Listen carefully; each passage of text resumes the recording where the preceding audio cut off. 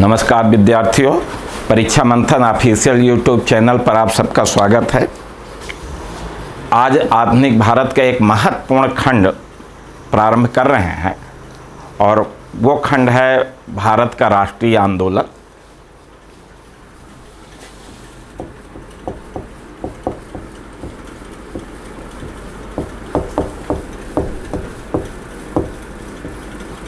राष्ट्रीय आंदोलन अर्थात नेशनल मूवमेंट। ठीक है, आप पिछले वर्षों के प्रश्न पत्रों को देखें तो राष्ट्रीय आंदोलन से सर्वाधिक प्रश्न पूछे गए हैं और इस नज़रिए से भी अगर देखा जाए तो ये आपके लिए बहुत ही महत्वपूर्ण अध्याय है परीक्षा की दृष्टि से कि सर्वाधिक प्रश्न आपको इसी खंड से मिलने वाले हैं। ठीक है, तो राष्ट्रीय आंदोलन के अंतर्गत सबसे पहले हम आपको ये बताएंगे कि भारत में जो राष्ट्रवाद का उदय हुआ, यानी लोगों के मन में जो राष्ट्रीयता की भावना पैदा हुई, तो लोगों के मन में जो राष्ट्रीयता की भावना पैदा होगी तो उसी को हम क्या कहेंगे, राष्ट्रवाद।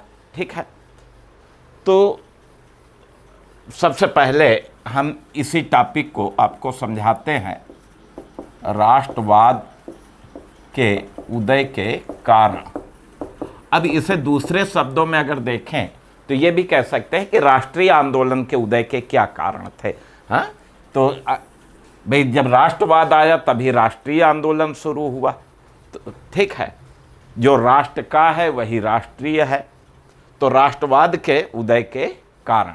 ठीक है, तो लोगों के मन में जब अपने राष्ट्र के प्रति त्याग और समर्पण की भावना पैदा हो जाती है तो इसी भावना को, इसी विचारधारा को हम क्या कहते हैं, राष्ट्रवाद।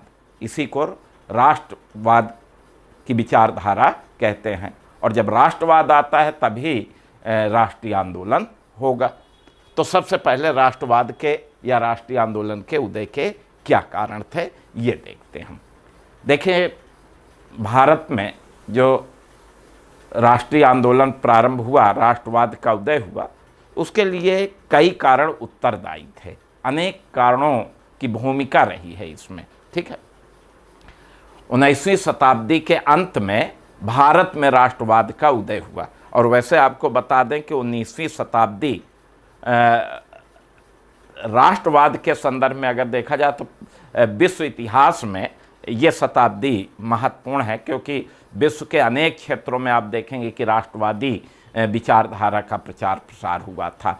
इटली का एकीकरण, जर्मनी का एकीकरण, आप देखेंगे कि यूरोप के अन्य देशों में क्रांति हुई। ये सारी चीज़ें अगर आप देखें तो ये 19वीं शताब्दी और फिर 19वीं शताब्दी के अंत में भारत में भी राष्ट्रवाद का उदय होता है।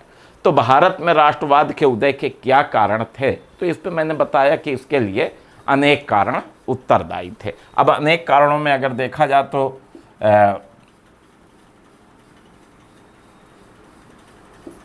एक कारण है देश का, यानी भारत का, देश का राजनीतिक एवं प्रशासनिक एकीकरण। ठीक है, ये देश का राजनीतिक एवं प्रशासनिक एकीकरण से तात्पर्य यह है कि 1757 से लेकर के 1857 तक अगर आप देखें तो ईस्ट इंडिया कंपनी की जो ब्रिटिश सरकार थी भारत में, तो ईस्ट इंडिया कंपनी ने भारत में निरंतर साम्राज्य विस्तार का प्रयत्न किया। आप देखेंगे कि एक के बाद एक क्षेत्रों को जीत करके भाई बंगाल जीता, मैसूर जीता, मराठा राज्य जीता, पंजाब राज्य जीता।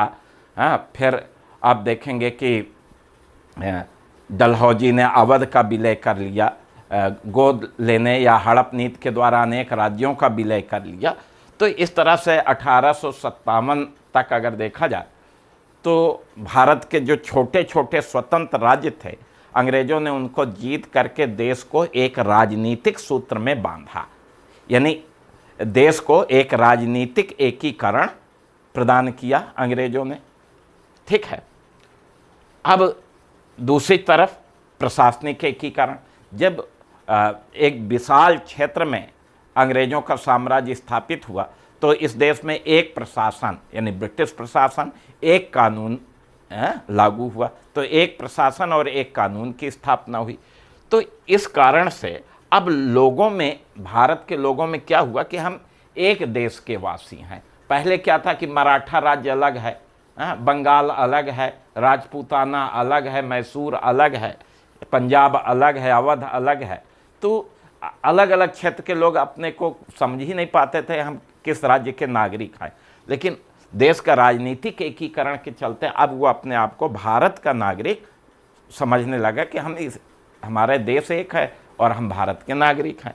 एक प्रशासनिक व्यवस्था, एक कानून की स्थापना हुई, तो इससे लोगों में एक देश के नागरिक, एक राष्ट्र की भावना उत्पन्न होती है। तो लोगों में एक देश के नागरिक होने का भाव, एक राष्ट्र का भाव इस चीज़ से पैदा हो जाता है। अब दूसरा कारण अगर आप देखें तो देश का यानी अंग्रेजों द्वारा भारत का आर्थिक शोषण, ये देखिए आर्थिक शोषण। देखिए वैसे तो राष्ट्रवाद के उदय के लिए अनेकों कारण उत्तरदायी थे, लेकिन उन कारणों में अगर आप देखें तो सबसे महत्वपूर्ण कारण क्या रहा है? अंग्रेज़ों द्वारा भारत का आर्थिक शोषण। अंग्रेज़ों ने जब से भारत में अपना शासन प्रारंभ किया, निरंतर भारत का आर्थिक रूप से शोषण किया और इससे लोगों में ब्रिटिश सत्ता के विरुद्ध भारी असंतोष व्याप्त हो गया। अब उनके मन में ब्रिटिश सत्ता से मुक्ति का भाव पैदा हुआ कि किस तरह से हमें ब्रिटिश सत्ता से मुक्ति प्राप्त हो। तो अंग्रेज़ों द्वारा जो भारत का आर्थिक शोषण हुआ, अब देखें अंग्रेज़ों की भू राजस्व नीति, इतनी ऊंची भू राजस्व दर निर्धारित किया कि किसान बिल्कुल गरीब हो गया, कर्ज के बोझ से दब गया, भूखमरी का शिकार हो गया। फिर इनकी आप देखेंगे कि वाणिज्यिक फसलों की नीति के कारण खाद्यान्न उत्पादन में कमी आई, भूखमरी बढ़ गई, महामारी अकाल की बारंबारता बढ़ती गई। ये इनका आर्थिक शोषण। फिर आप देखेंगे कि इनकी जो औद्योगिक और व्यापारिक नीति थी, मुक्त व्यापार की नीति, इसके कारण भारत का जो कारीगर था, शिल्पी था, दस्तकार था, ये सब बेरोजगार हो गए, इनका रोजगार खत्म हो गया। और दूसरी चीज़, भारत का व्यापारी भी बिल्कुल पंगु हो गया, क्योंकि भारत में अंग्रेजी कारखानों या ब्रिटिश कारखानों में निर्मित वस्तुओं की भरमार हो जाती। तो इस तरह से फिर धन का निष्कासन, भारत का धन निरंतर ब्रिटेन भेजा जाने लगा और भारत के धन से ब्रिटेन एक औद्योगिकृत देश बन गया और भारत निरंतर गरीब होता गया। और फिर आप देखेंगे कि दादा भाई नौरोजी ने सर्वप्रथम धन निष्कासन का सिद्धांत दिया और उसके द्वारा लोगों को ये बताया कि भारत का धन किस तरह से ब्रिटेन जा रहा है, और इससे लोगों में जागरूकता फैली, लोगों में असंतोष व्याप्त हुआ, ब्रिटिश शासन के विरुद्ध आंदोलन प्रारंभ हुआ। तो ये आर्थिक शोषण एक महत्वपूर्ण कारण था। तीसरी चीज़ अगर आप देखें तो अंग्रेजी भाषा एवं पाश्चात्य विचारधारा, एक ये कारण भी था, अंग्रेजी भाषा एवं पाश्चात्य विचारधारा। देखिए अंग्रेजों ने अपने लाभ के लिए भारत में शिक्षा का माध्यम अंग्रेजी बनाया था। कल मैंने आपको बताया था कि उन्हें सस्ते में कर्मचारी मिल जाए तो अंग्रेजी पढ़ा दो, सस्ते में मिल जाएंगे, ठीक है, काम करने के लिए, ठीक है। और फिर ब्रिटिश कारखानों के वस्तुओं के उपभोक्ता, भाई जब ये अंग्रेजी भाषा पाश्चात्य विचारधारा जान लेंगे तो ब्रिटिश वस्तुओं के उपभोक्ता बन जाएंगे। तो ये सब कारण थे। तो अपने लाभ के लिए इन्होंने अंग्रेजी भाषा पाश्चात्य विचारधारा प्रारंभ की, लेकिन इसका लाभ भारतीयों को मिला। अब अभी तक क्या था कि अलग अलग क्षेत्र में अलग अलग भाषा लोग जानते थे, अलग अलग भाषा में शिक्षा दी जाती थी, देश की कोई एक भाषा नहीं थी। अब दक्षिण के लोग हिंदी नहीं जानते हैं, इधर मध्य भारत और पश्चिमी भारत के लोग बंगला असमिया नहीं जानते हैं, बंगाल असम के लोग जो है मराठी गुजराती नहीं जानते। मान लिए कभी ये एक दूसरे से मिलते थे तो एक दूसरे के विचारों से परिचित नहीं हो पाते थे। लेकिन अब जब अंग्रेजी भाषा में शिक्षा दी जाने लगी तो पूरे देश में अंग्रेजी भाषा में शिक्षा दी जाने लगी, ठीक है, सभी अंग्रेजी पढ़ने लगे। भले ही अंग्रेजी पढ़ा लिखा लोग बिल्कुल अल्पसंख्यक रहे हों, लेकिन अखिल भारतीय स्वरूप रहा इनका। पूरे भारत में ये अंग्रेजी पढ़े लिखे लोग कम रहे हों, लेकिन पूरे भारत में तो अंग्रेजी भाषा के माध्यम से लोग एक दूसरे के विचारों से परिचित हो सके। हिंदी भाषी लोग अंग्रेजी बोलने लगे तो तमिल क्षेत्र के लोग अंग्रेजी समझ गए, तमिल भाषी अंग्रेजी बोलने लगा तो हिंदी भाषी क्षेत्र के लोग समझने लगे। विचारों का आदान प्रदान हुआ और विचारों के आदान प्रदान से राष्ट्रवाद का विकास हुआ। दूसरी तरफ अगर पाश्चात्य विचारधारा को अगर देखें, पश्चिमी विचारधारा, अब आप देखेंगे कि अंग्रेजी भाषा में जब शिक्षा दी जाने लगी तो भारत में पाश्चात्य विद्वानों को भी पढ़ाया जाने लगा। अब भारत में आप देखेंगे कि रूसो के विचार, मिल्टन के विचार, बेंथम के विचार, ग्रीन के विचार आप देखेंगे कि तो ये सब विचारों को पढ़ाया जाने लगा, ठीक है। तो अब इन विचारों को जान करके, समझ करके भारतीयों में भी आप देखेंगे कि नागरिकता, स्वतंत्रता, समानता, राष्ट्रीयता जैसी भावना जो है वो पैदा हो जाती है। तो ये भावना जो है भारतीयों में इसके कारण है।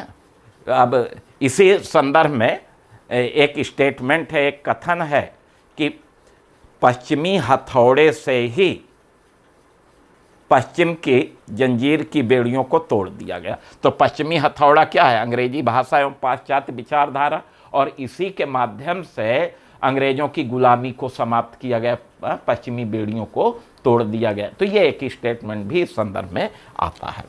फिर आप अगर देखा जाए तो 19वीं शताब्दी का पुनर्जागरण, यानी पुनर्जागरण का मतलब सामाजिक धार्मिक सुधार आंदोलन। तो 19वीं शताब्दी का जो पुनर्जागरण हुआ, सामाजिक धार्मिक सुधार आंदोलन हुआ, ये लोगों में एक नई चेतना को जन्म दिया, लोगों को जागरूक बनाया, ठीक है। ये केवल सामाजिक धार्मिक सुधार आंदोलन नहीं था, एक तरह से ये तो उपनिवेशवाद के विरुद्ध, ब्रिटिश शासन के विरुद्ध उभरती हुई चेतना का भी हिस्सा था। अब आप देखेंगे कि राजा राम मोहन राय के राष्ट्रवादी विचार थे, राष्ट्रीयता के वो बिल्कुल समर्थक थे, तो उनके विचारों का प्रभाव आगे पड़ा लोगों में। आप देखेंगे कि आर्य समाज, स्वामी दयानंद सरस्वती के विचारों का लोगों पर बहुत ज़्यादा प्रभाव पड़ा। स्वामी दयानंद सरस्वती ने कहा था कि भारत भारतीयों के लिए, यानी ये भारतवर्ष केवल भारतीयों के लिए है, अंग्रेजों के लिए नहीं है, अंग्रेज यहाँ से निकले, ठीक है। तो उनकी ये इस तरह की, उन्होंने स्वदेशी स्वराज्य जैसी विचारधारा का प्रचार प्रसार किया। स्वामी विवेकानंद भले राजनीतिक क्रियाकलापों में भाग ना लिए हों उनके बीच, लेकिन फिर भी उनके आध्यात्मिक विचार भी राष्ट्रवाद को प्रेरित करते हैं, ठीक है। तो इस तरह से आप देखेंगे कि 19वीं शताब्दी के पुनर्जागरण ने भी लोगों में जागरूकता, चेतना पैदा की, आत्मचिंतन करने के लिए विवश किया। अब पांचवा कारण अगर देखा जाए तो यातायात एवं संचार माध्यमों का विकास। अब अंग्रेजों ने अपने लाभ के लिए, अपने हित के लिए भारत में यातायात और संचार माध्यमों का क्या किया? विकास किया। भारत में सड़कों का निर्माण किया, भारत में रेलवे लाइन का विकास किया, रेलवे शुरू की, जल मार्गों का विकास किया, फिर टेलीग्राफ सेवा शुरू हुई, तार व्यवस्था शुरू हुई। तो यातायात संचार माध्यमों का विकास हुआ, रेलवे का विकास हो गया, तार, पोस्ट ऑफिस, ये सारी चीज़ें, यद्यपि वो अपने लाभ के लिए, लेकिन इसका लाभ भारतीयों ने भी लिया। अब रेलवे के विकास के कारण एक क्षेत्र का व्यक्ति दूसरे क्षेत्र में जा सकता था, और इससे क्या हुआ कि एक क्षेत्र के विचार दूसरे क्षेत्र में पहुंच गए। एक क्षेत्र में लोग इकट्ठा होने लगे, सम्मेलन करने लगे, अधिवेशन करने लगे, ठीक है। तो ये यातायात संचार माध्यमों के विकास से राष्ट्रवाद का क्या होता है, विकास होता है। फिर आप देखेंगे कि समाचार पत्रों की भूमिका,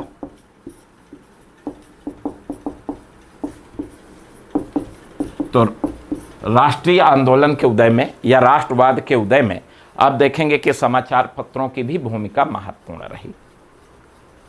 ये समाचार पत्र जो है न केवल समाचार जो भी घटनाएं छापते थे, बल्कि अंग्रेज़ों के काले कारनामों को भी छापते थे।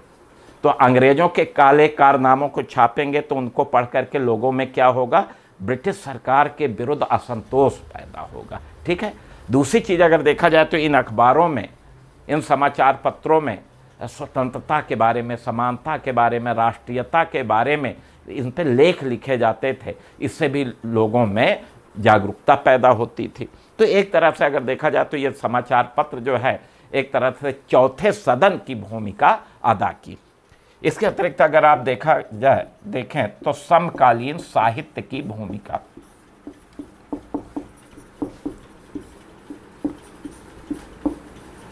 तो समकालीन साहित्य की भी भूमिका रही। आप देखेंगे कि 19वीं शताब्दी में हिंदी खड़ी बोली का विकास हुआ। हिंदी खड़ी बोली के पुरोधा यानी भीष्म पितामह कह सकते हैं, भीष्म हटा दीजिए, हिंदी खड़ी बोली के पितामह भारतेंदु हरिश्चंद्र हुए। तो भारतेंदु हरिश्चंद्र ने एक नाटक लिखा भारत दुर्दशा, और भारत दुर्दशा नामक नाटक में इन्होंने भारत में अंग्रेज़ों के आर्थिक शोषण को बड़ी बारीकी से उजागर किया है। अब भारत दुर्दशा नाटक जो भी पढ़ेगा उसके मन में ब्रिटिश सत्ता के विरुद्ध असंतोष पैदा होगा। इसी तरह बंकिम चंद्र चट्टोपाध्याय ने आनंद मठ नामक उपन्यास लिखा और अत्याचारी शासन के विरुद्ध विद्रोह की भावना को भड़काया गया है इसमें। आप देखेंगे कि हमारा जो राष्ट्र गीत है वो आनंद मठ से ही लिया गया है, वंदे मातरम, ठीक। दुर्गेश नंदिनी इन्होंने लिखा। तो इनसे भी राष्ट्रीय भावना का प्रचार प्रसार हुआ, ठीक है। तमिल भाषा में सुब्रमण्यम भारती, हाँ, असमी भाषा में लक्ष्मीनाथ बरुआ।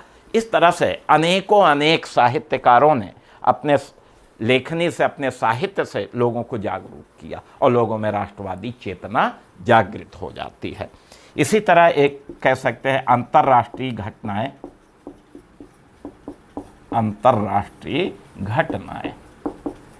अब देखिए 18वीं 19वीं शताब्दी में अंतर्राष्ट्रीय परिदृश्य अगर देखें तो अंतर्राष्ट्रीय स्तर पर जो घटनाएं घट रही थी वो भी भारतीयों को प्रभावित कर रही थी, उससे प्रेरणा ले रहे थे। अब उदाहरण के लिए 18वीं शताब्दी के अंत में अगर आप देखें तो अमेरिका की क्रांति हुई, सफल रही। फ्रांस की क्रांति हुई, सफल रही, ठीक है। इसके बाद फिर आप देखेंगे कि 19वीं शताब्दी में जर्मनी का एकीकरण हुआ, जर्मनी का एकीकरण सफल हुआ, वहाँ का राष्ट्रवादी विचारधारा सफल हुई। इटली का एकीकरण हुआ।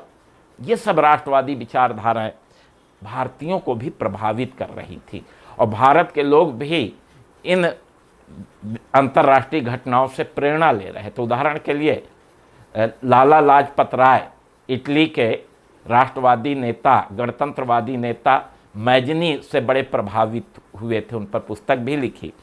तो इस तरह से आप देखेंगे कि अंतर्राष्ट्रीय घटनाओं ने भी भारत में राष्ट्रवाद के उदय में महत्वपूर्ण योगदान दिया। इसके अतिरिक्त अगर देखा जाए तो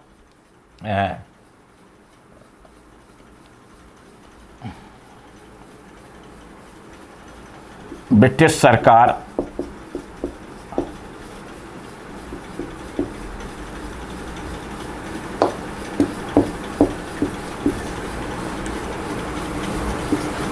की प्रतिक्रियावादी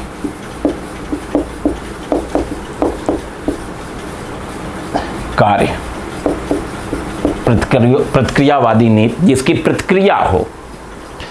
अब ब्रिटिश सरकार की कुछ प्रतिक्रियावादी कार्य थे, प्रतिक्रियावादी नीतियां थीं, जिसके कारण लोगों में बहुत भारी असंतोष व्याप्त हुआ, लोग आंदोलित हुए। अब इसके अंतर्गत आपको अब बताएं कुछ चीज़ें, जैसे उदाहरण के लिए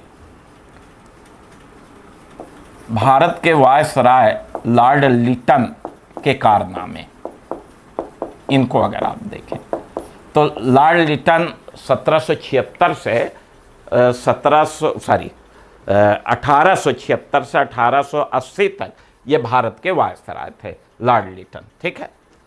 और इनके लॉर्ड लिटन के कुछ ऐसे कारनामे थे जिससे भारतीयों में भारी असंतोष व्याप्त हुआ। अब उनमें से कुछ कारनामे आपको बताते हैं, जैसे दिल्ली दरबार का आयोजन,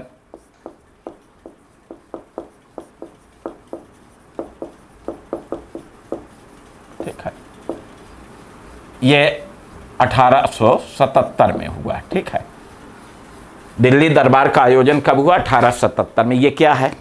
देखिए, एक्चुअली 1876 ईस्वी में ब्रिटेन की सरकार, उस समय ब्रिटेन के प्रधानमंत्री डिजरेली थे, तो डिजरेली की जो ब्रिटेन की सरकार थी उसने महारानी विक्टोरिया को कैसरे हिंद घोषित किया था, ठीक है। और उसी उपलक्ष्य में भारत में लॉर्ड लिटन ने दिल्ली दरबार का आयोजन किया और करोड़ों रुपए इस आयोजन में खर्च किया, जबकि इस समय देश में बहुत भीषण अकाल पड़ा हुआ था और इतना बड़ा अकाल पड़ा हुआ था कि कई लाख लोग भूख से मर गए। यानी एक तरफ देश में लोग भूखों मर रहे, हजार नहीं कई लाख लोग, लगभग 70-72 लाख लोग जो है भूख से मर गए थे इस अकाल में, ठीक है। तो और दूसरी तरफ आप भूखे लोगों की तरफ ध्यान नहीं दे रहे हैं और इस आयोजन में करोड़ों रुपए खर्च कर रहे हैं, तो सीधी सी बात है कि लिटन के इस काम की घोर प्रतिक्रिया होती है। तो ये दूसरी चीज अगर देखा जाए तो सिविल सेवा परीक्षा की उम्र घटा देना, ये भी 1877 की बात है, ठीक है। 1877 में ब्रिटिश सरकार ने सिविल सेवा परीक्षा में बैठने की उम्र अधिकतम, अभी तक इससे पहले 21 साल थी, यह अधिकतम है, ये भी ध्यान में रखिए, 21 साल से घटाकर 19 साल कर दिया। और 19 साल अधिकतम है, यानी 19 साल के बाद कोई अगर 19 साल से ज़्यादा हो गया तो वो सिविल सेवा परीक्षा में सम्मिलित नहीं हो सकता। अब आप सोचिए, अब भारतीयों पर तो बिल्कुल गाज गिर गई, बिजली गिर गई और इससे बहुत रोष उत्पन्न हुआ। फिर आप देखेंगे कि सुरेंद्र नाथ बनर्जी के नेतृत्व में इंडियन एसोसिएशन ने सिविल सर्विस आंदोलन चलाया, इसका विरोध किया और फिर तुरंत तो इसका कोई लाभ नहीं मिला, लेकिन कांग्रेस की स्थापना के बाद जब राष्ट्रीय आंदोलन शुरू हुआ तो आगे चल करके उम्र बढ़ाकर 23 वर्ष की गई थी, ठीक है। तो ये इससे भी लोगों में बहुत रोष पैदा हुआ। इसके अतिरिक्त आप देखेंगे कि वर्नाक्यूलर प्रेस एक्ट 1878, तो ये देसी भाषा समाचार पत्र अयोग्यता अधिनियम, इसी को वर्नाक्यूलर प्रेस एक्ट बोलते हैं। और इसके द्वारा देसी भाषा के समाचार पत्रों का गला घोट दिया गया था। क्यों? क्योंकि देसी भाषा के समाचार पत्रों पर इतने कड़े प्रतिबंध लगा दिए गए, इतनी शर्तें लागू कर दी गई कि उनका छपना मुश्किल था। और इसका पहला शिकार बना, इस एक्ट का पहला शिकार बना ईश्वरचंद विद्यासागर द्वारा संपादित सोम प्रकाश नामक ग्रंथ, ठीक है। तो इस तरह से आप देखेंगे कि वर्नाक्यूलर प्रेस एक्ट का देश में बहुत भारी विरोध होता है। इंडियन एसोसिएशन के नेतृत्व में इसके विरोध में आंदोलन शुरू होता है। केवल भारत में ही नहीं, ब्रिटेन में अगर आप देखें तो ब्रिटेन में जो हाउस ऑफ लॉर्ड है और एक हाउस ऑफ कॉमन्स है, तो हाउस ऑफ कॉमन्स, भाई ब्रिटेन में 2 सदन है, house of Lord, house of Commons, तो हाउस ऑफ लॉर्ड तो उच्च सदन है, हाउस ऑफ कॉमन्स निम्न सदन है, ठीक है। तो निचले सदन में देखते हैं तो हाउस ऑफ कॉमन्स में जो विपक्ष के नेता थे ग्लैडस्टन, तो ग्लैडस्टन के नेतृत्व में वर्नाक्युलर प्रेस एक्ट का घोर निंदा की गई थी। और बाद में जब 1882 में ग्लैडस्टन ब्रिटेन के प्रधानमंत्री बने तो आप देखेंगे कि वर्नाक्युलर प्रेस एक्ट को समाप्त कर दिया गया था। तो इससे भी लोगों में बड़ा रोष पैदा हुआ था। इसी तरह आप देखेंगे कि आर्म्स एक्ट 1879, आर्म्स एक्ट क्या है? शस्त्र अधिनियम। तो इस अधिनियम के द्वारा अगर आप देखें तो बिना लाइसेंस के भारतीयों को साधारण अस्त्र शस्त्र रखने पर भी रोक लगा दी गई। यानी साधारण अस्त्र शस्त्र रखने के लिए भी आपको जो है लाइसेंस लेना जरूरी है, और उसके लिए न केवल अत्यधिक पैसा खर्च होता था बल्कि भारतीयों को लाइसेंस बहुत मुश्किल से मिल पाता था। तो इसका भी घोर विरोध होता है। तो ये लॉर्ड लिटन के कारनामे थे जिससे लोगों में बहुत ज़्यादा रोष व्याप्त हुआ है। और आप देखेंगे कि इसके बाद लॉर्ड लिटन के बाद लॉर्ड रिपन भारत के वायसराय बन के आए।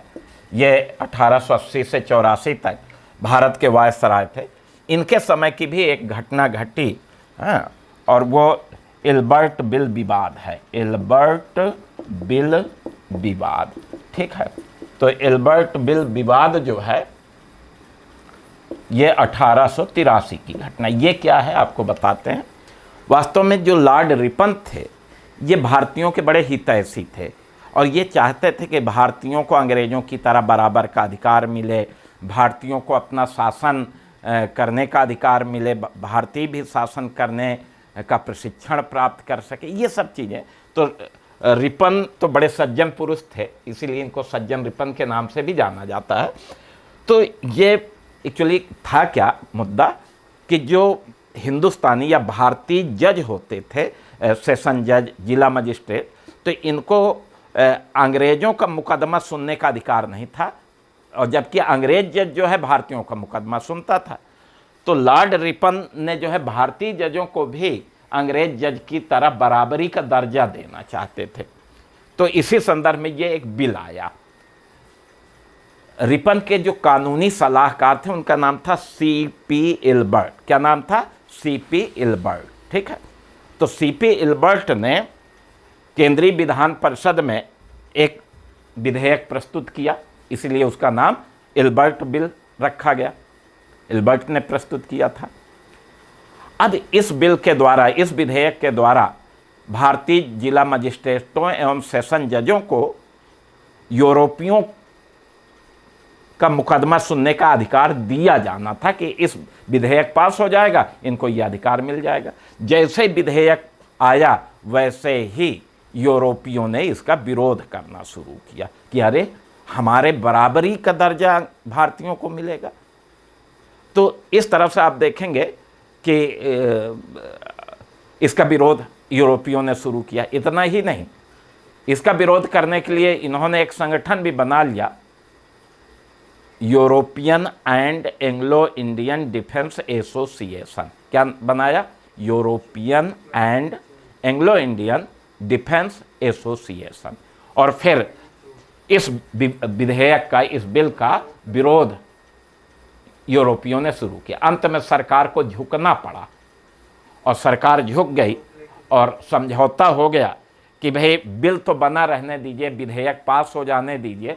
तो विधेयक का जो मूल सार है वो तो बना रहा, लेकिन यूरोपीय अभियुक्तों को ये अधिकार दिया गया कि वो भारतीय जजों के फैसले के विरुद्ध जूरी की मांग कर सकते हैं। क्या मांग कर सकते हैं? जूरी।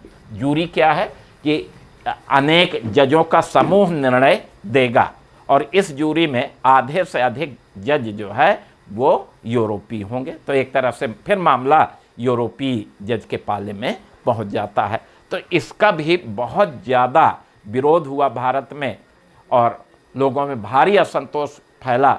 लोगों को लगा कि अगर हमें बराबरी का दर्जा लेना है, अधिकार लेना है, तो लड़ाई लड़नी होगी, और लड़ाई लड़ने के लिए अब हमें बड़े संगठन की ज़रूरत है, राष्ट्र व्यापी आंदोलन करने की ज़रूरत है। और फिर इसी परिप्रेक्ष्य में आप देखेंगे कि राष्ट्रवाद का उदय होता है, राष्ट्रीय आंदोलन का उदय होता है।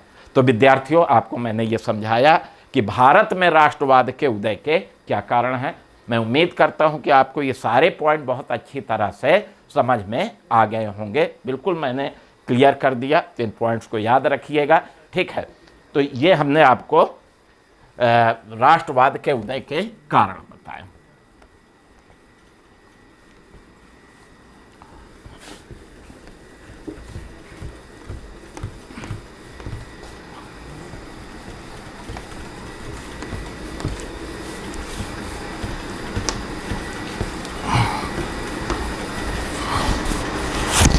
राष्ट्रवाद के ये उदय के कारण थे, ठीक है। तो ये जो है, अब आगे आपको इसी क्रम में आपको बताएंगे, यद्यप राष्ट्रवाद का जब उदय हुआ तो राष्ट्रवाद के उदय में जो है,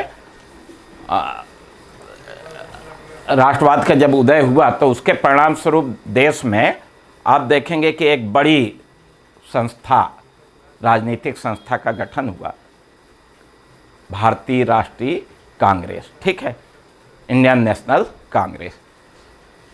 लेकिन इंडियन नेशनल कांग्रेस की स्थापना से पहले ही अगर देखें तो भारत में और भी तमाम राजनीतिक संस्थाओं की स्थापना हो चुकी थी। मेरे कहने का मतलब यह है कि इंडियन नेशनल कांग्रेस जो है वो भारत की पहली राजनीतिक संस्था नहीं थी। हाँ, वो देश की सबसे महत्वपूर्ण राजनीतिक संस्था जरूर बनी थी, ठीक है। अब हम लोग यही देखेंगे, टॉपिक है इसी में, कांग्रेस के उदय से पहले की राजनीतिक संस्थाएं, ठीक है। कांग्रेस के उदय से पहले की राजनीतिक संस्थाएं, यानी राष्ट्रीय आंदोलन में सबसे बड़ी भूमिका तो कांग्रेस की रही, ये आप जानते ही हैं। लेकिन कांग्रेस के उदय से पहले भी भारत में कई राजनीतिक संस्थाएं बन चुकी थीं। अब हम उन राजनीतिक संस्थाओं के बारे में आपको चर्चा करेंगे। अब इसी क्रम में अगर देखा जाए तो सबसे पहले आता है लैंड होल्डर्स सोसाइटी। वास्तव में अगर देखा जाए तो ये भारत की पहली राजनीतिक संस्था थी। आधुनिक भारत की प्रथम राजनीतिक संस्था कौन थी, प्रश्न ये आएगा तो उत्तर क्या देंगे, लैंड होल्डर्स सोसाइटी। अब ये क्या थी वो हम आपको बताते हैं। देखिए, इसकी स्थापना 1838 ईस्वी में द्वारिकानाथ टैगोर के नेतृत्व में अनेक भारतीय नेताओं और गैर सरकारी अंग्रेजों ने मिलकर के की थी। यानी इसमें लैंड होल्डर सोसाइटी जो बनी, इसमें भारतीय नेता भी थे और गैर सरकारी अंग्रेज, हाँ, जो सरकारी सेवा में नहीं थे, वो अंग्रेज जो है इसके निर्माण में भूमिका अदा की, ठीक है। तो 1838 में द्वारिकानाथ टैगोर के नेतृत्व में अनेक भारतीय और गैर सरकारी अंग्रेजों ने मिलकर इसकी स्थापना कलकत्ता में की। कहाँ स्थापित किया, कलकत्ता में। कब स्थापित किया, 1838 ईस्वी में, ठीक है। अब इस सोसाइटी में 2 सचिव नियुक्त किए गए, ठीक है। और इसके जो भारतीय सचिव थे प्रसन्न कुमार ठाकुर, और इसके अंग्रेज सचिव थे विलियम काबरी, ठीक है। अब देखिए, यानी इस संस्था के 2 सचिव थे। 2 सचिव में एक तो भारतीय था और एक अंग्रेज था। तो भारतीय सचिव किसे बनाया गया था, प्रसन्न कुमार ठाकुर को, और इसके अंग्रेज सचिव कौन थे, विलियम काबरी थे। ये भी ध्यान में रखिएगा। दूसरी चीज, वास्तव में इसका नाम ही अगर पढ़ें तो लैंड होल्डर सोसाइटी, यानी ये जमींदारों का संगठन है। लैंड होल्डर्स कौन होते हैं, जमींदार। तो इसका मुख्य उद्देश्य अगर देखा जाए तो इसका मुख्य उद्देश्य था जमींदारों के हितों की सुरक्षा करना। तो जमींदारों के हितों की सुरक्षा करने के लिए इस संस्था का निर्माण किया गया था। ठीक है, तो ये लैंड होल्डर सोसाइटी के बारे में हमने चर्चा की। अब इसी तरह अगर देखें तो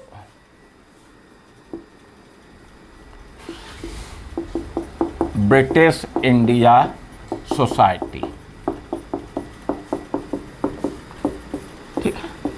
अब ब्रिटिश इंडिया सोसाइटी की स्थापना 1839 में 1839 ईस्वी में जेम्स एडम्स, ये एक अंग्रेज थे, जेम्स एडम्स ने अनेक अंग्रेजों के साथ मिलकर के लंदन में की थी।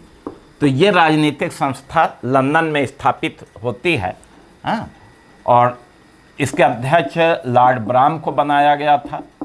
ठीक है, और इसका उद्देश्य था कि भारत में जो ईस्ट इंडिया कंपनी थी, तो भारत में ईस्ट इंडिया कंपनी की नीतियों का विरोध करना, यानी भारत में ईस्ट इंडिया कंपनी जो भी कारनामे करती थी उसका विरोध ये संस्था लंदन में करती थी कि देखिए भारत में हमारी कंपनी कितना अत्याचार करती है। ये चीज़ जो है ब्रिटेन के लोगों को ये लोग बताते थे। ठीक है, और इस संस्था ने एक अखबार भी छापना शुरू किया लंदन से, ब्रिटिश इंडिया एडवोकेट। ये समाचार पत्र शुरू किया और इसके माध्यम से आप देखेंगे कि ईस्ट इंडिया कंपनी के कारनामों का ये विरोध करते थे। इसी क्रम में अगर आप आगे देखें तो एक और संस्था बनी, बंगाल ब्रिटिश इंडिया सोसाइटी। ये 1843 में 1843 में बनी थी। अब बंगाल ब्रिटिश इंडिया सोसाइटी की स्थापना 1843 में कलकत्ता में कुछ भारतीय नेताओं और कुछ गैर सरकारी अंग्रेजों ने मिल करके की थी। इसके जो अध्यक्ष थे वो जॉर्ज थॉमसन थे, ये अंग्रेज थे, और इसके जो सचिव थे वो थे प्यारी लाल मित्र। ठीक है, ये तो ये संस्था बनी बंगाल ब्रिटिश इंडिया सोसाइटी। ठीक है, कलकत्ता में स्थापित होती है और इसका उद्देश्य क्या था कि भारतीयों में राजनीतिक जागरूकता पैदा करना। ठीक है, और जमींदारी व्यवस्था की भी इसमें आलोचना की जाती थी, किसानों के मुद्दे को उठाया जाता था। ठीक है, इसी तरह आप देखेंगे कि आगे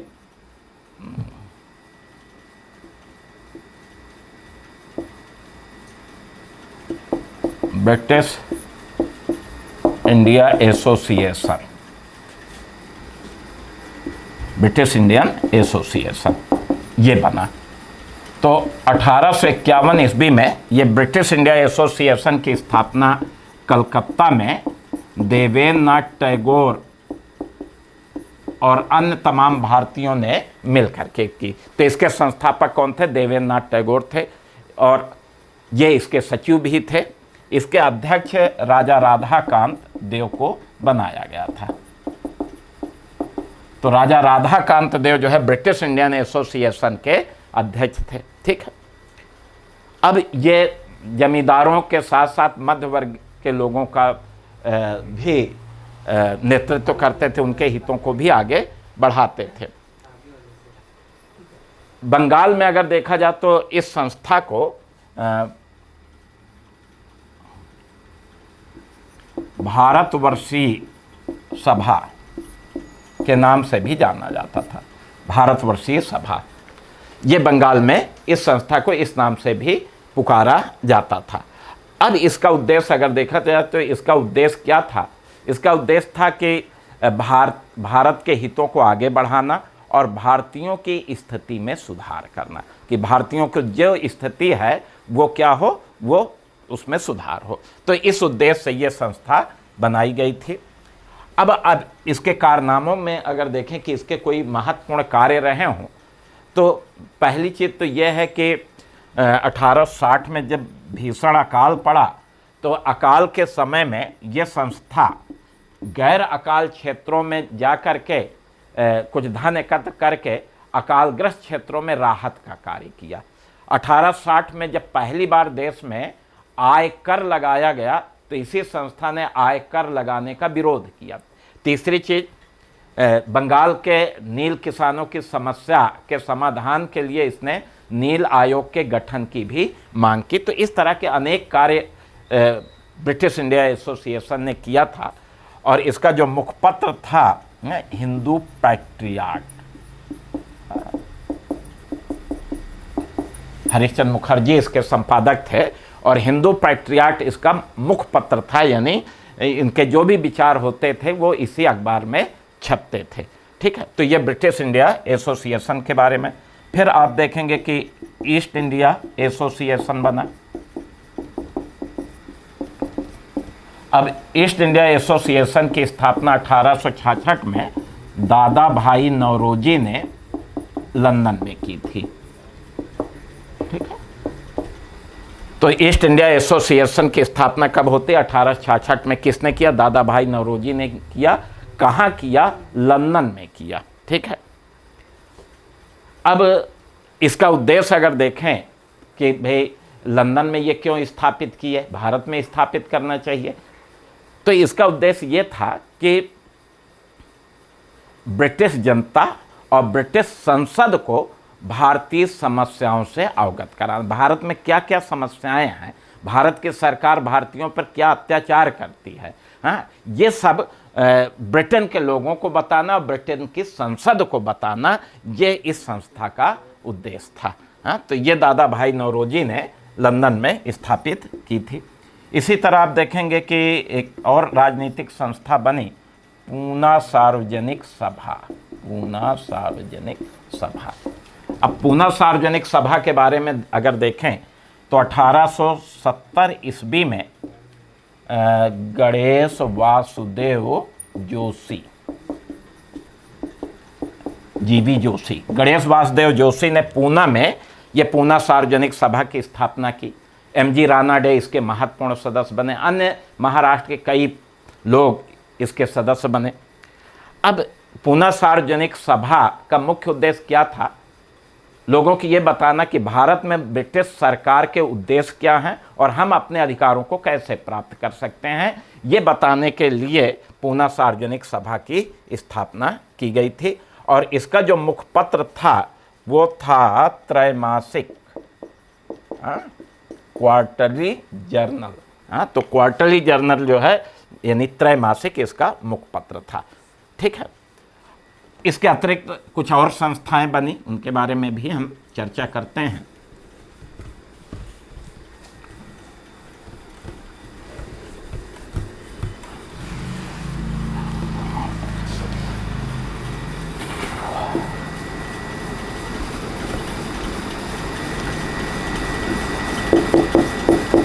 इंडिया लीग।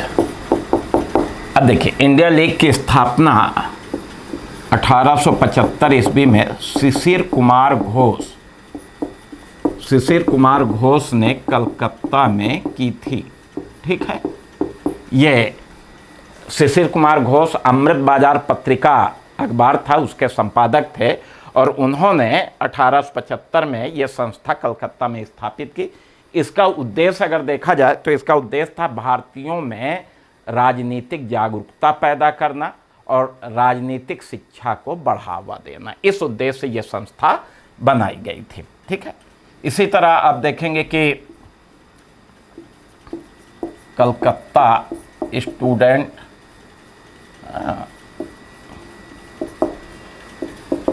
एसोसिएशन,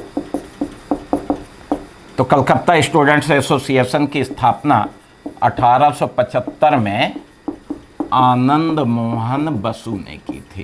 ठीक है, तो आनंद मोहन बसु ने यह संस्था बनाई, कलकत्ता में स्थापित किया 1875 में। इनका उद्देश्य भी लोगों में राजनीतिक जागरूकता पैदा करना, लोगों में शिक्षा का प्रचार प्रसार करना, खासकर निचले तबके या पिछड़े वर्ग के लोगों में जिन्हें शिक्षा नहीं मिल रही थी, उनके बीच में उनकी शिक्षा का प्रचार प्रसार करना। ठीक है, सुरेंद्र नाथ बनर्जी भी इनकी संस्था में सम्मिलित हुए और वो फिर आप देखेंगे छात्रों के बेताज बादशाह बन जाते हैं। फिर आप देखेंगे कि इंडियन एसोसिएशन बना, बहुत महत्वपूर्ण संस्था बनी इंडियन एसोसिएशन। 1876 ईस्वी में सुरेंद्र नाथ बनर्जी ने कलकत्ता में इसकी स्थापना की। ठीक है, तो इंडियन एसोसिएशन वास्तव में कांग्रेस की स्थापना से पहले की सबसे प्रभावशाली संस्था अगर देखा जाए तो वो इंडियन एसोसिएशन ही थी। 1876 ईस्वी में सुरेंद्र नाथ बनर्जी ने कलकत्ता में इसकी स्थापना की थी। ठीक है, अब इसके सचिव आनंद मोहन बसु थे, सुरेंद्र नाथ बनर्जी के प्रमुख सहयोगी आनंद मोहन बसु ये इसके सचिव थे, और लाल मोहन घोष जो है इसके अध्यक्ष थे, वो आगे बने अध्यक्ष जो है कालांतर में। अब इसका उद्देश्य अगर देखें तो इंडियन एसोसिएशन का उद्देश्य क्या है, तो देश में जनमत की एक शक्तिशाली संस्था का निर्माण करना, ठीक है, लोगों में राजनीतिक जागरूकता पैदा करना और हिंदुओं तथा मुसलमानों के बीच मैत्री भाव पैदा करना, ये इस संस्था का मुख्य उद्देश्य था। अब इंडियन एसोसिएशन के कार्य अगर आप देखें तो देखिए, इंडियन एसोसिएशन ने ही सिविल सर्विस आंदोलन चलाया था। नंबर 1, इंडियन एसोसिएशन ने वर्नाक्यूलर प्रेस एक्ट और आर्म्स एक्ट के विरोध में आंदोलन चलाया। इंडियन एसोसिएशन ने इल्बर्ट बिल विवाद के विरोध में आंदोलन चलाया। ठीक है, तो इस तरह से आप देखेंगे कि इस संस्था ने अनेकों आंदोलन किए। ये देश की पहली संस्था थी जिसका अपना राष्ट्रीय अधिवेशन हुआ। 1883 में इसका पहला अधिवेशन कलकत्ता में आनंद मोहन बसु की अध्यक्षता में हुआ था, और चूंकि ये देश की पहली संस्था है जिसका राष्ट्रीय सम्मेलन होता है, तो इसलिए कुछ लोग इसे नेशनल कॉन्फ्रेंस के नाम से, क्योंकि पहली संस्था जिसने अपने नेशनल कॉन्फ्रेंस आयोजित की थी। ठीक, फिर आप देखेंगे कि इसी क्रम में आप मद्रास महाजन सभा की स्थापना हुई। 1884 ईस्वी में सर सुब्रमण्यम अय्यर और इनके तमाम सहयोगी थे विजय राघवाचारी, आनंद चार्लू, इन्होंने मद्रास में इस संस्था की स्थापना की। इसके अध्यक्ष पी रंगिया नायडू थे और इसके महासचिव जो है विजय राघवाचारी और आनंद चार्लू थे। ठीक है, इस संस्था का उद्देश्य अगर देखा जाए तो विधान परिषदों में सुधार करना, कार्यपालिका और न्यायपालिका में अलगाव पृथक्करण करना, किसानों के हितों को आगे बढ़ाना, इन सब उद्देश्यों से ये संस्था बनाई गई थी। ठीक है, और फिर बॉम्बे प्रेसिडेंसी एसोसिएशन 1885, तो 31 जनवरी 1885 को बॉम्बे में बॉम्बे प्रेसिडेंसी एसोसिएशन की स्थापना हुई। बम्बई के कई बड़े नेता थे, उनमें अगर आप देखें तो फिरोज शाह मेहता, बदरुद्दीन तैयब जी, केटी तैलंग, काशीनाथ त्रयंबक, ये बम्बई के बहुत बड़े सब नेता थे, और इन्हीं नेताओं ने मिल करके ये बॉम्बे प्रेसिडेंसी एसोसिएशन की स्थापना बॉम्बे में की थी। 31 जनवरी 1885 को जमशेदजी जीजी भाई के अध्यक्षता में बम्बई में एक सम्मेलन हुआ और उसी सम्मेलन में इसकी घोषणा की गई। इसका उद्देश्य भी लोगों में राजनीतिक जागरूकता पैदा करना था, लोगों में राष्ट्रीय भावना का विकास करना था। तो ये सारे उद्देश्य जो है बॉम्बे प्रेसिडेंसी एसोसिएशन के थे। तो कांग्रेस के उदय से पहले अगर आप देखें तो भारत में ये राजनीतिक संस्थाएं थी। कांग्रेस के उदय से पहले अब भारत की ये राजनीतिक संस्थाएं बनी। तो अब इसमें दो पॉइंट्स आप देखेंगे, यानी राष्ट्रीय आंदोलन का जो पहला लेक्चर आज हमने लिया, तो इस पहले लेक्चर में पहला पॉइंट हमने ये लिया कि राष्ट्रीय आंदोलन या राष्ट्रवाद के उदय के क्या कारण थे। तो उस पॉइंट को हमने पॉइंट वाइज आपको सब बोर्ड पे लिख दिया, उसको पॉइंट वाइज याद रखिएगा, उससे आपको क्वेश्चन मिल जाएंगे। दूसरी चीज़ ये है कि राष्ट्रीय आंदोलन में सबसे बड़ी भूमिका इंडियन नेशनल कांग्रेस की रही। उसके बारे में हम आगे पढ़ाएंगे, आगे का इतिहास ही कांग्रेस का इतिहास होगा। लेकिन ये नहीं था कि कांग्रेस इस देश की पहली राजनीतिक संस्था थी, ये जानना जरूरी है। वास्तव में कांग्रेस के उदय से पहले अनेकों राजनीतिक संस्था बनी, और अनेकों राजनीतिक संस्था में जो सबसे महत्वपूर्ण राजनीतिक संस्थाएं या जो चर्चित संस्थाएं वही मैंने आपको बताई। इनके अतिरिक्त अगर कोई बहुत कम महत्वपूर्ण मिलती हैं तो उन्हें आप नोट कर लें, वो उतने महत्वपूर्ण हैं नहीं। लेकिन जितनी भी महत्वपूर्ण संस्थाएं थी वो मैंने आपको बिल्कुल बता दी। तो इनको ध्यान में रखना है कि कौन सी संस्था कब स्थापित हुई, कहाँ स्थापित हुई, किसके नेतृत्व में स्थापित हुई, उसका उद्देश्य क्या रहा है, या किसी विशेष आंदोलन में किस संस्था की क्या भूमिका रही है, ये चीज़ आपको जानने की ज़रूरत है। ठीक है, तो देखिए, लेक्चर सुनना, नोट करने के साथ साथ बहुत सारी चीज़ें, तैयारी को अंतिम रूप देना तो आपका काम है। ठीक है, जो तैयारी होती है वो देखिए कई धाराएं मिल करके महाधारा का निर्माण होता है। तो एक हमारी धारा है भाई लेक्चर, फिर दूसरी धारा किताब है, तीसरे नोट्स हैं, और फिर चौथा सब मिला करके आप अपना प्रयास करेंगे, सफलता अवश्य मिलती है। तो आज हम इस राष्ट्रीय आंदोलन का पहला लेक्चर आपको लिए। कल हम कांग्रेस का उदय, कांग्रेस के प्रारंभिक उद्देश्य, उनके प्रारंभिक अधिवेशन आदि की चर्चा करेंगे। आज यहीं तक। आप सब लोगों को बहुत बहुत धन्यवाद।